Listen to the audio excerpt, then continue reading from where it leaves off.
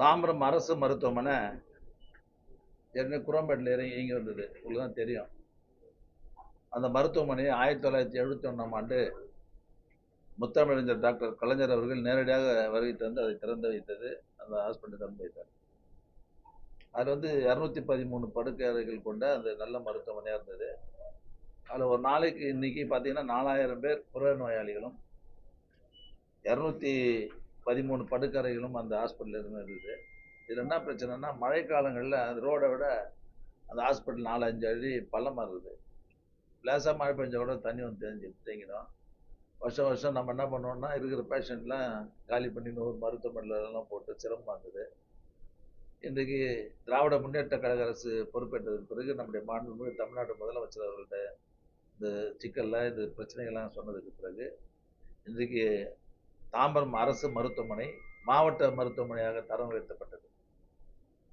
தரம் உயர்த்ததுக்கு அப்புறம் இந்த மருத்துவமனைக்கு புதுசா மருத்துவமனை கட்டுவதற்கு 137 கோடி ரூபாய் 137 கோடி ரூபாய் ஒதுக்கீடு செய்து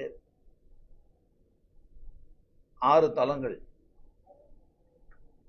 2,27,318 சதுர அடியில கொண்ட அற்புதமான கட்டடம் உருவாக்கப்பட்டிருக்கிறது. அதுவும் குறிப்பிட்ட காலத்துல ஆகஸ்ட் 2023ல தொடங்கி இருக்கிறோம் இந்த மருத்துவமனையை. இப்போ பணிகள் இன்னும் ஒரு 20 நாள்ல முடிஞ்சிட போகுது.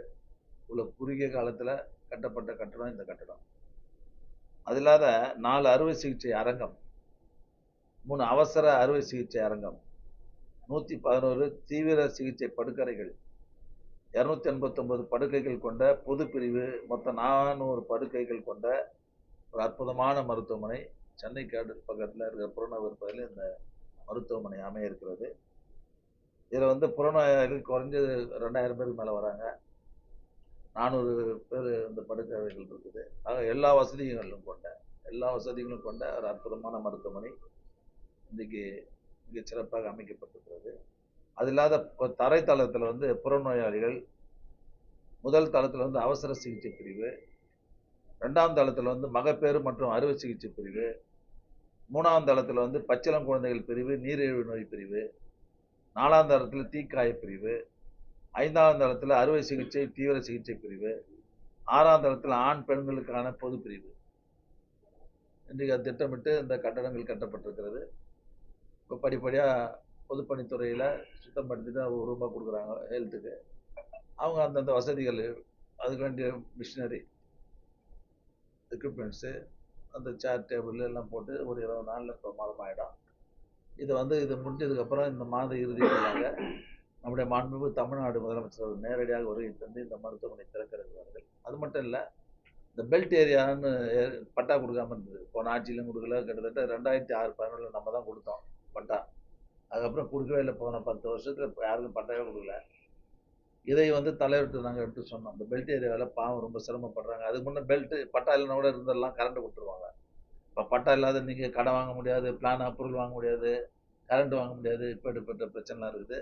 இதை முதல்வர்கிட்ட சொல்லி அமைச்சரவை கூட்டத்தில் இந்த பெல்ட் ஏரியாவை கிளியர் பண்ணி, இது நம்ம ஊருக்கு மட்டும் இல்லை, தமிழ்நாடு முழுவதும் இந்த நகரத்தை சுற்றி, மாநகராட்சியை சுற்றி அந்த பெல்ட் ஏரியாவில் இருக்கக்கூடிய அந்த ஏழைகளுக்கு அந்த பட்டா வழங்க வேண்டும் என்று அமைச்சரவை கூட்டத்தில் தீர்மானம் போட்டு அதை நடைமுறைப்படுத்தி, இன்னைக்கு நம்முடைய தாம்பரம், பல்லாவரம், எங்கள் கண்டோன்மெண்ட்டு, வண்டலூரில் ஒரு பகுதி, திருப்பூரில் ஒரு பகுதி, இந்த பெல்ட் ஏரியாவில் இருக்கிற மக்களுக்கெல்லாம் இப்போ அளவுலாம் எடுத்துட்டாங்க.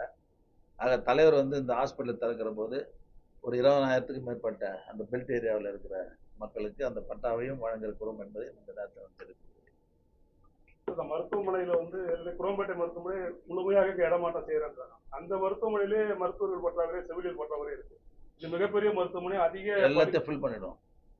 இடத்துல ஒரு 30 டாக்டர் கிட்ட இங்க தேவைப்படும். அடிஷனலா எல்லாத்தையும் இந்த ஹாஸ்பிட்டலுக்கு என்னென்ன தேவையோ தலைவர்கிட்ட முதலமைச்சர் சொல்லி இப்போ நான் கேட்டுட்டோம். பண்ணும்போதே அதெல்லாம் சேர்ந்து எல்லாத்தையும் சேர்த்து பண்ணிடுவோம்.